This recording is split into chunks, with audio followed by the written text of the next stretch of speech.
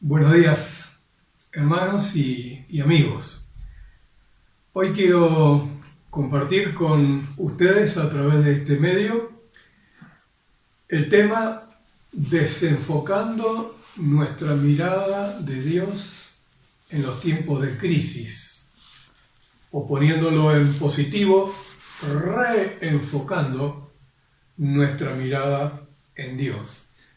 Dos ejemplos mencionamos, uno en el aspecto negativo, desenfocando, y es el ejemplo del discípulo de Jesús, Pedro, uno de los apóstoles, cuando él camina sobre las aguas. ¿Recuerdan el hecho ustedes? Si no, lo recordamos juntos. Se encuentra el relato en el Evangelio de Mateo, capítulo 14, los versículos desde el 22 en adelante. Pedro camina sobre las aguas, bien picadito el lago estaba ese día, y camina literalmente, no en una moto acuática, ni en esquíes acuáticos, ni en una tabla de windsurf, literalmente camina sobre las aguas. Los discípulos en esta oportunidad están remando, van con el bote, Jesús les había ordenado ir a la otra orilla del lago, mientras Jesús despedía a la multitud, atendía esa parte importante en el ministerio de Jesús. Luego Jesús se va a orar y mientras le dice a los discípulos, adelántense ustedes y nos vemos seguramente más adelante. A media travesía, en medio del lago, estando bien picado y remando contra el viento y contra con la corriente, Jesús los alcanza caminando él sobre las aguas. Al principio los discípulos se asustan, el pánico corrió entre ellos. ¡Es un fantasma! ¡Es un fantasma! Empezaron a gritar. Jesús los tranquiliza, les dice, tranquilos, todo está en orden, soy yo. Y Pedro, en un abrir y cerrar de ojos del pánico, pasa a la osadía. Señor, si sos vos, mandá que yo también pueda caminar sobre las aguas. Vení, le dijo Jesús. Y allá va Pedro, literalmente, como les decía, caminando sobre las aguas y sobre las olas, algo que ningún ser humano repitió, venciendo las fuerzas de la naturaleza, del agua, para hundirse, la fuerza de gravedad, etcétera, etcétera. El versículo 30 del relato en la Biblia comienza con la palabra pero. Algo ocurrió. Pero al ver el fuerte viento, tuvo miedo y Pedro comenzó a hundirse. ¿Qué pasó? Nos preguntamos. ¿Un chiste de Jesús? El fuerte viento estaba cuando ellos estaban todos seguros adentro del bote. Desde antes de salir, el viento soplaba, pero evidentemente algo ocurrió. Pedro, sin duda que con su mirada puesta en Jesús, el Dios hecho hombre, pudo hacer esto. Y justamente caminando en obediencia a lo que Jesús le había dicho. Y cuando ponemos la mirada, cuando puso su mirada en Jesús, todo lo demás, las olas, el viento, la fuerza de gravedad que lo hacía, pasó a segundo lugar. Jesús, el Dios hecho hombre, lo ordenaba. Pero sin duda que Pedro, cuando vio el viento y las olas, desenfocó su mirada de Jesucristo y comenzó a hundirse. Pero si usted lee el relato, va a exclamar junto conmigo, qué bueno que Pedro no tuvo ni vergüenza ni orgullo, y gritó, Señor, sálvame. Pidió socorro, pidió auxilio. Y allí nomás el Señor tendió su mano, lo auxilió, volvieron al bote y calmó la situación difícil. Esto, mis amigos, mis hermanos, es una parábola, si se quiere, o una figura de lo que sucede en nuestras vidas también. ¿No es cierto que también a nosotros el viento, las situaciones, las olas de nuestra crisis nos asustan? Es cierto, y hay que asumirlo, no hay que negarlo, pero hay que aprender, tal vez en estos momentos, más que nunca, a reenfocar nuestra mirada en Dios. El segundo ejemplo que quiero mencionarles al tocar este tema, para graficar esta enseñanza de reenfocar nuestra mirada en Dios, es en el aspecto positivo. Y lo sacamos del escritor, del autor del Salmo 73 en nuestras Biblias. El autor de este salmo se llamaba Asaf. Asaf. ¿Quién era Asaf?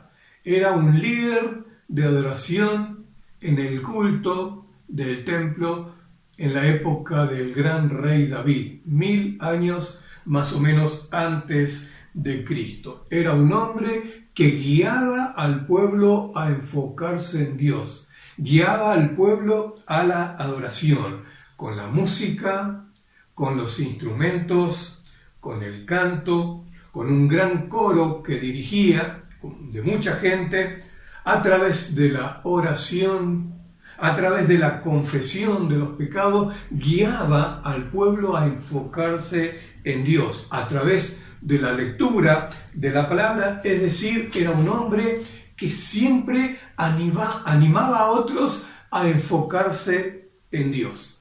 Pero un líder que en este salmo abre su corazón y con toda sinceridad confiesa que estuvo mal, que la crisis de su vida lo tuvo mal. Escuche lo que dice. Doy lectura a los primeros 3 versículos de este salmo, pero yo le animo a que usted en su casa lea todo el Salmo 73 de manera completa. Los 3 primeros versículos dicen así: ciertamente bueno es Dios para con los hijos de Israel, para con los limpios de corazón.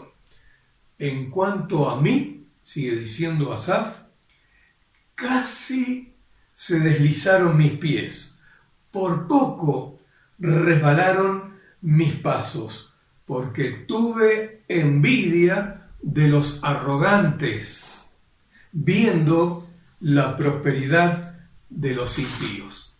¿Se da cuenta? La fe de este hijo de Dios, Asaf, es sacudida. El motivo, él lo dice y no tiene ningún empacho: la envidia de los sinvergüenzas. La envidia, envidió, llegó a envidiar a los sinvergüenzas. La vieja pregunta, tal vez filosófica, que nos seguimos haciendo, o se siguen haciendo muchos de los habitantes de este viejo planeta: ¿por qué parece que Dios trata mejor a los malos que a los buenos? ¿No se le pasó por su mente en algún momento esta pregunta? Dicho de otra manera, ¿por qué parece que a los malos les va mejor que a los buenos? Y hasta se llegan a preguntar, ¿vale la pena confiar en Dios? ¿Vale la pena ser creyente en Dios? Pero si usted sigue leyendo este salmo, se va a dar cuenta que por lo menos hasta la mitad de este salmo, hasta el versículo 15, 16 de este salmo, todos los argumentos que pone Asaf al escribir esta poesía suya son argumentos como casi justificando su caída, su casi deslizamiento de sus pies. No sus pies literales, no es que se dio un porrazo, sino que está hablando de la firmeza espiritual que él tenía. En este sentido habla de pie. Pero qué bueno es que el casi que dice él no se llegó a concretar. Algo como que algo lo frenó. Y tal vez lo frenó la declaración que él hace al principio de este salmo, al principio de esta su poesía. Arranca diciendo el versículo 1, ciertamente bueno es Dios. ¿Quién se lo enseñó? Evidentemente él conocía a Dios, como para decir Dios es bueno, afirma esto. Qué importante es, siempre lo decimos, qué importante es conocer al Dios que adoramos, conocer los atributos de Dios, como nuestro hermano Martín nos animaba esta semana en el audiolibro que nos está compartiendo todos los días. Son esos atributos de Dios, conociéndolos, que nos van a dar la firmeza para enfocar o para no desenfocar nuestra mirada de Él. Y en los momentos de prueba, en los momentos de oleaje de nuestra vida, en los momentos de crisis, esos atributos de Dios nos van a sostener. Tenemos varios ejemplos en la Biblia. Asaf, por ejemplo, él arranca con este atributo de Dios. Yo sé que Dios es bueno, yo sé que Dios es amor. Job, por ejemplo, otro personaje que pasó una crisis, él se aferró al atributo de Dios de la omnisciencia suya. Tú todo lo puedes. Él conoce mi camino. Job 23:10. Otro personaje de la Biblia, Jeremías, en su crisis se aferró al atributo de la justicia de Dios. Justo eres tú, oh Jehová. Jeremías 12:1. Otro profeta, Habacuc, también en momento de crisis echó mano de la santidad, del atributo de la santidad de Dios. Muy limpio eres de ojos para ver el mal. Habacuc 1:13. Cada uno de estos personajes pudo razonar en medio de sus crisis, en medio del oleaje, del viento, de las pruebas a su alrededor, algo parecido a esto. Yo no sé, yo no entiendo mucho lo que está pasando o lo que estoy viviendo, pero sé que Dios es amor, es justo, es santo, es decir, cada uno de estos atributos de Dios. Aun cuando las crisis amenacen con desilusionarnos con Dios, es el título de un libro que estoy leyendo, justamente Desilusionados con Dios, Phyllis Yancey. Le animo, se lo recomiendo, un libro muy bueno, de muchos ejemplos de gente que estuvo desilusionado, como que Dios los defraudó, pero al final siempre hay un argumento en favor de Dios. Por supuesto, no necesita abogado él, pero le animo a que lo lea. Por cuestiones de tiempo nosotros no podemos analizar todo este Salmo 73 que le estuve mencionando, pero si usted lo lee en su casa se va a dar cuenta que toda esa mitad, al principio que le mencioné, está escrito como en un tono menor, como en un tono de amargura, como en un tono de queja, en un tono de tristeza, un tono de pálida, como diciendo, termino todo este argumento cantando el tango Cambalache. Todo es una porquería, nada es mejor, todo es igual. Bueno, es el canto de muchos de hoy. Ven la vida y las circunstancias de esta manera. Pero en este salmo del salmista que estamos mencionando hay un quiebre a partir del versículo 17. Yo lo tengo subrayado en mi Biblia. Hay un quiebre en la experiencia del salmista que le hace cambiar de perspectiva, que lo hace aclarar en su visión, aunque no haya cambio en las realidades que él estaba viviendo, pero sí una claridad en cuanto a su visión. El versículo 17 comienza diciendo de esta manera: hasta que entrando en el santuario de Dios, comprendí.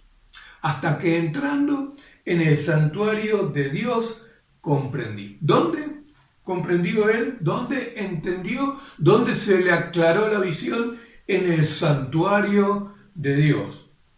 Y acá usted tal vez esté gozando una sonrisa y dice, el templo. Pero estamos sonados porque estamos en cuarentena y no podemos ir al templo. Pero escuche, el santuario de Dios es el lugar de su morada. El santuario de Dios es el lugar donde Él habita. Si usted es creyente en Cristo, Dios habita en su vida, en su corazón, a través del Espíritu Santo.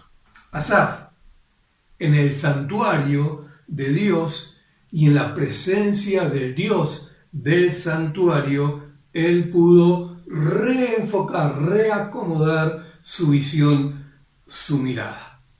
Su mirada de Dios, en primer lugar, acerca de la grandeza de Dios, acerca del poder de Dios, acerca de la bondad de Dios, pero también reenfocar con respecto a su propia vida, la visión de su propia vida, de lo privilegiado que era él al tener al Dios grande, eterno, omnipotente, creador del cielo y la tierra, de su propio lado, ese Dios todopoderoso. Y termina él exclamando la segunda mitad del Salmo: siempre estuviste conmigo, me tomaste de la mano derecha. Reconoce ahora esto.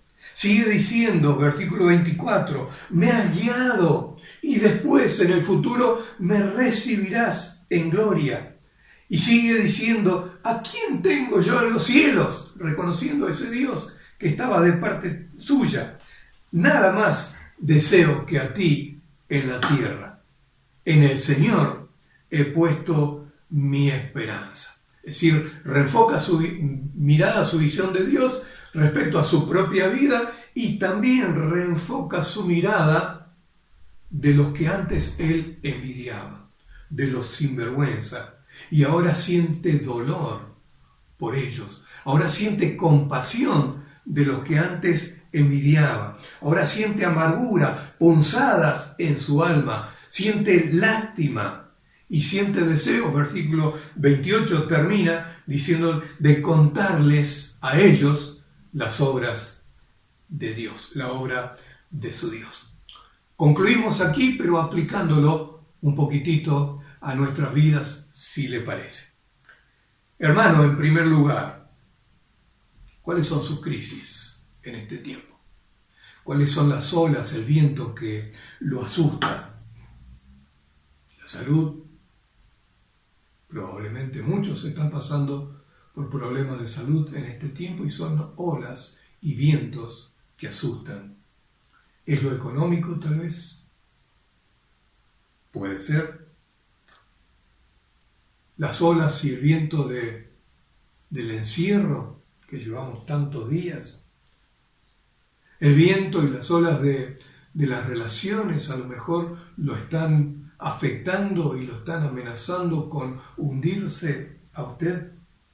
Tal vez necesita reenfocar su mirada en Dios. Y lo animo a que lo haga. Acérquese al santuario de Dios. Allí en su propia alma, donde Dios habita, donde Dios está, sea consciente o no sea consciente, acérquese al santuario de Dios y tenga un momento de intimidad con el Dios del santuario. Tal vez Él le diga que hay cosas para reenfocar en la vida. Tal vez hay cosas para reacomodar, reordenar en su vida, en su santuario, para que la visión de las circunstancias se aclare. Reenfoque su visión, su mirada en Dios. Y para usted, amigo, que nos está acompañando a través de este medio, tal vez su crisis sea espiritual.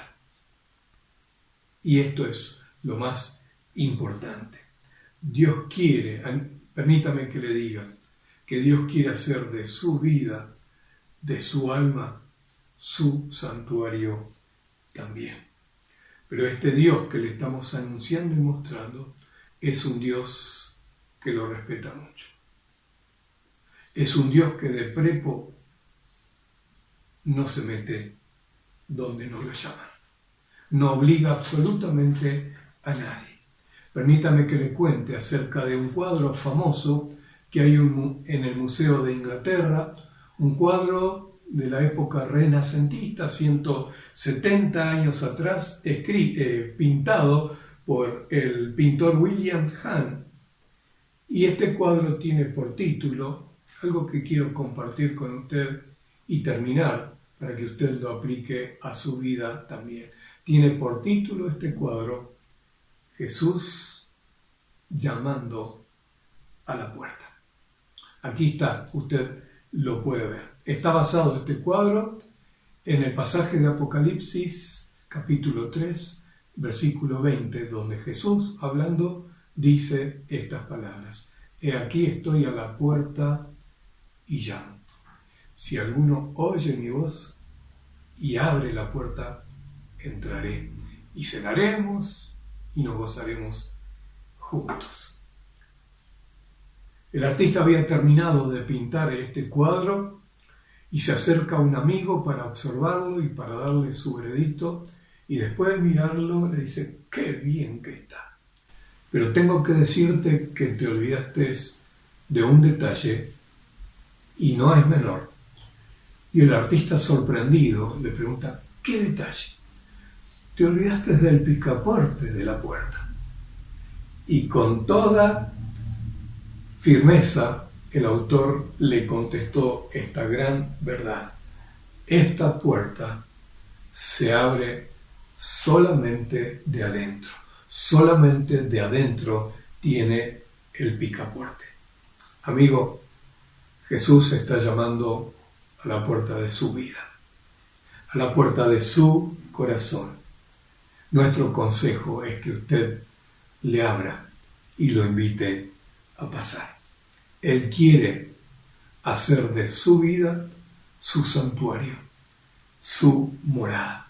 Y Él quiere ayudarle a reenfocar su mirada en Él. No lo va a defraudar a nadie de los que han venido con sinceridad a Él. Jesús lo ha defraudado. Invite a Jesús, ábrale la puerta a Jesús y permítale que Él entre en su corazón. Que Dios nos bendiga y lo bendiga. Amén.